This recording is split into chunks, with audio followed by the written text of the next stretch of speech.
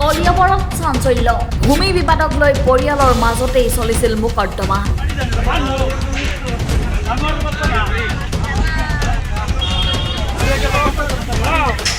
অৱশেষত 5টা পৰিয়ালক প্ৰশাসনে চলালে বুলডোজাৰ বৰঘুলি আদালতৰ ৰায়ৰ ভিত্তিত চলিল উচ্ছেদ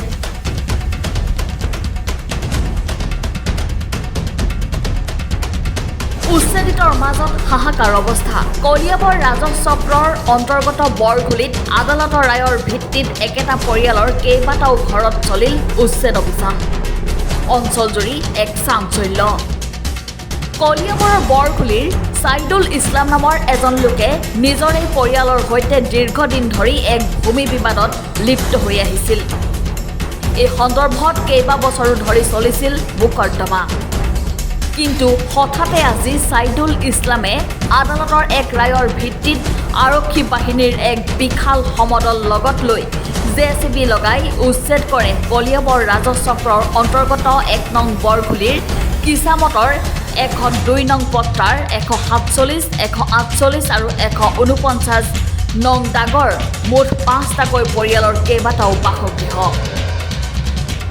কিন্তু উচ্ছেদৰ সন্মুখীন হোৱা পৰিয়ালৰ সদস্যসকলৰ অভিযোগ 1964 চনৰে পৰা এইডোখৰ ভূমিতেই ঘৰ বনাই বসবাস কৰি আছিল এইসকল লোকে নিজ পিতৃ মাতৃৰ 4জন ল'ৰা সন্তান আৰু 2গৰাকী জীয়ৰী তেনেহলে কেনেকৈ সকলো মাটিৰ গৰাকী হৈ পৰিব এজনেই পুত্ৰ বাকীসকলে কি অংশৰ এটা ভাগো নাপাব নেকি এইদৰে প্ৰশ্ন উত্থাপন কৰিছে উচ্ছেদৰ সন্মুখীন হোৱা লোকসকলে আপোনাক কি কম চলাচলেকা এইটো মাটি মানে নিজৰ একবাৰ দেউতাৰ সন্তান কেনেকৈ মাটি জবানিলি পাই যায়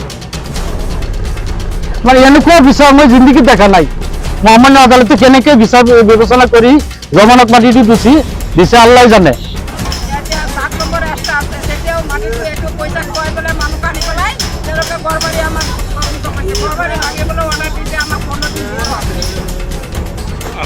আপুনি ভালকে কাগজখিনি নিবেলাই তাক এইটো কাগজ ষড়যন্ত্ৰ কাগজ আছে এইবিলাক ষড়যন্ত্ৰ কাগজ এইবিলাক অৰিজিনেল কাগজ এটা আপুনি ভালকে কাগজ উঠাক ছাৰ আপুনি কাগজখিনি উঠাই পেলাই চাওক ছাৰ চব ষড়যন্ত্ৰ চাল ইফালে 10-12 বছৰ ধৰি চলা কেছৰ অন্তত 4 বিঘাকৈ ভূমি দখলমুক্ত হোৱাত দুখত ভাগি পৰা কেইবাটাও পৰিয়ালে কান্দিছে যদিও সকলো পাহৰি নিজৰ মাটিডোখৰ চাই কিন্তু শান্তি লাভ কৰিছে এতিয়া সাইদুল ইছলামে আপোনাৰ এইটো ভালকে সৰ্বন্ত কৰি পেলাই মাটিটো ৰাইতি কৰি পেলাই এনেকুৱা মানুহক পইচা খুৱাই পেলাই তেনেকুৱা কৰিছে আমাৰ নামত মাটিটো আছে পটাটো ইয়াতে 10 নম্বৰ ৰাস্তা আছে তেতিয়াও মাটিটো এইটো পইচা খুৱাই পেলাই মানুহ আনি পেলাই তেওঁলোকে ঘৰবাৰী আমাক কৈছে ঘৰবাৰী ভাঙিবলৈ অৰ্ডাৰ দিছে আমাক 15 দিন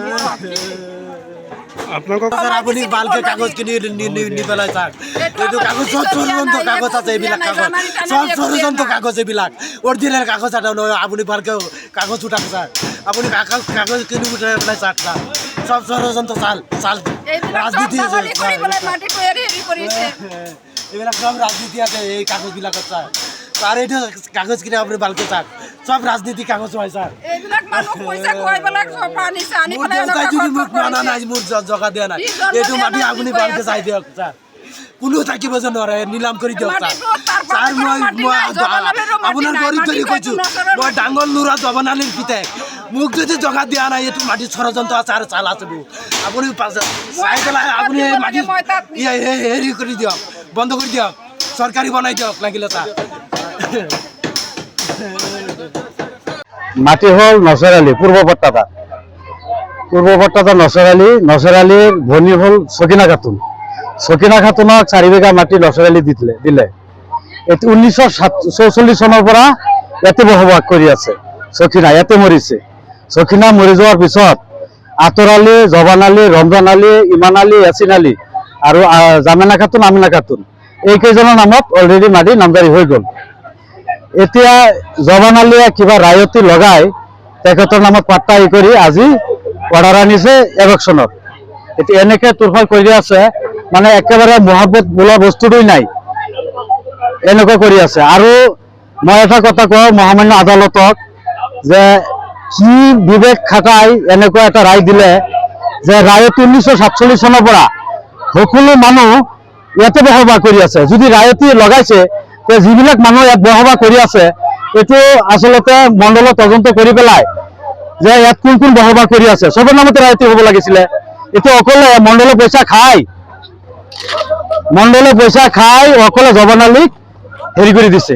আকৌ জবানালী এটা পাট্টা আছে যিটো ৰায়তি পাট্টা, জবানালী পাট্টাটো হ'ল যে জবানালীৰ পিতা নছৰ আলী হ'ল জবানৰ মামা আকৌ দেউতা কেনেকে হয়? এইটো আমি মুখ্যমন্ত্ৰী ছাৰক দৰখাস্ত কৰিছো। এইটো জড়িত নাজিৰ আছে, মণ্ডল আছে, মাটি বিভাগত যিবোৰ মানুহ আছে সব ইয়াত জড়িত আছে। এইটো পইচা খাই এনেকুৱা কৰিছে। এই যে আপুনি এইটো ঘৰ দেখুৱাক, এইটো ঘৰৰ মানুহ 6জনী ছোৱালী, এটাও ল'ৰা নাই। চুলুং চাৰিআলি আপোনাৰ ঠেলা চলাই খায়, একৰোচা মাটি নাই। চৰকাৰতো গুণহীন নকৰে। এনেকুৱা ৰায় মণ্ডলে তদন্ত নকৰি একপক্ষীয়া জবানক কেনেকে দিলে? মই জনা মতে ৰায়ত যিবিলাক মানুহ বহি থাকে চবৰ নামতে ৰায়ত হ'ব লাগে।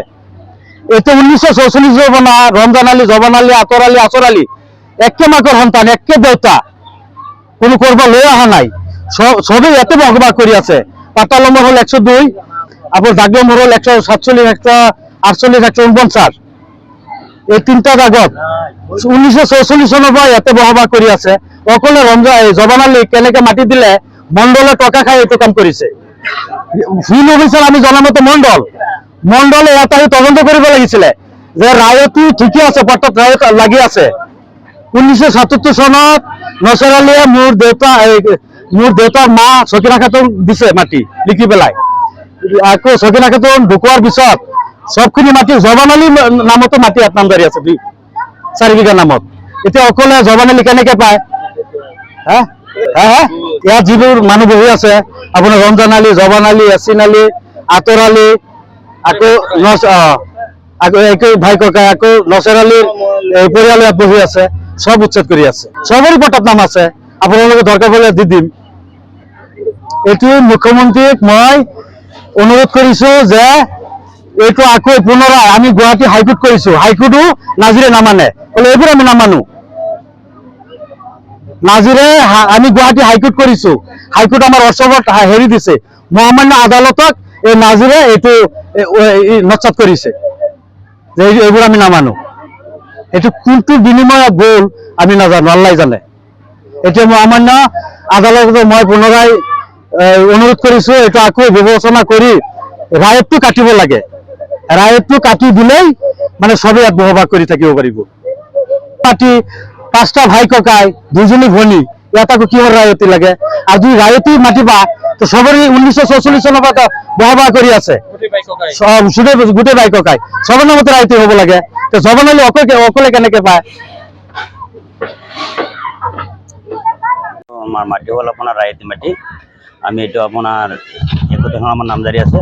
এটা আমি কেস করে পেলাই কোর্টত 6-7 বছর কেস করে পেলাই জিকিছো, জিকি পেলাই এটা আকৌ আপিল কৰিলে নগাঁৱত। আকৌ 4-5 বছৰ মান খেলি পেলাই আকৌ সেইটো জিকিলো, জিকি পেলাই পিছত এতিয়া আমি 1 বছৰ কেস কৰি পেলাই এতিয়া পুলিচ প্ৰশাসন আনি পেলাই এইটো উচ্ছেদ কৰাই আছে। যিহেতু আছে সব দলীয় নামদারি আছে। এতিয়া আমি পাইছো, আমি জিকিছো। কিন্তু 3 দাগ আছে, 102 নম্বৰ পাট্টা, 147, 148, 149 দাগ, 3 দাগৰ মাটি আছে আমাৰ। 3 দাগৰ মাটি আমি জিকিলো। এটাই আছিলাম যেটু কি হয়ে আছে, এইটো মাটি জায়গা 1 নম্বৰ বৰগলি। সিহঁতে কেনেকৈ বহে? এটা তেতিয়া নাই আমাৰ, সিহঁতৰ পাট্টা আছে, সব দলীয় পাট্টা আছে। আমাৰ একজনত আপোনাৰ এই নামদাৰি আছে, সিহঁতৰ 84 চনত নামদাৰি আছে। এইটো দলীয় পাট্টা কৰিছে, সেইকাৰণে আমি জিকিছো, নহ'লে সিহঁতে ভালে হতেন। 2টা কেছ খেলি আমি জিকিছো, কোৰ্টতো জিকিলো, আকৌ আপোনাৰ নগাঁৱতো জিকিলো। কোৰ্টত 7 বছৰমান কেছ খেলাই জিকিলো, আকৌ নগাঁও 4-5 বছৰমান কেছ খেলাই সেইটো জিকিলো। সিহঁতে আপিল কৰিলে, আমি সেইটো জিকিলো। জিকি পেলাই পিছত এতিয়া আমি 1 বছৰ কেছ কৰি পেলাই এতিয়া 1 বছৰ কৰি আছো সিহঁতক। আজি উচ্ছেদ হৈ আছে, সাইদুল ইছলাম। এইটো উচ্ছেদ কৰি আছো আপোনাৰ ৰমজান, ইয়াছিন, আব্দুল হাই আৰু আপোনাৰ জিয়াবুৰ ৰহমান আৰু আব্দুল সত্তাৰ। আমি তো ইয়াত আমাৰ জন্ম ইয়াতে হয়, মোৰ দেউতাৰ জন্ম ইয়াতে আছে। এতিয়া কিমান বছৰ আছিল আমি কেনেকৈ কম এইটো দেউতাৰ জন্মৰ পৰা আগতে থাকি আছে ইয়াত মাটি পাইছে আপোনাৰ 900 মাছৰ পৰা মাটি পাইছে এটা এইটো একো নহয় আমাৰ এইটো ৰাইট হিচাপে পাইছোঁ আমি একজন আমাৰ পাট্টা আছে নামদাৰি আছে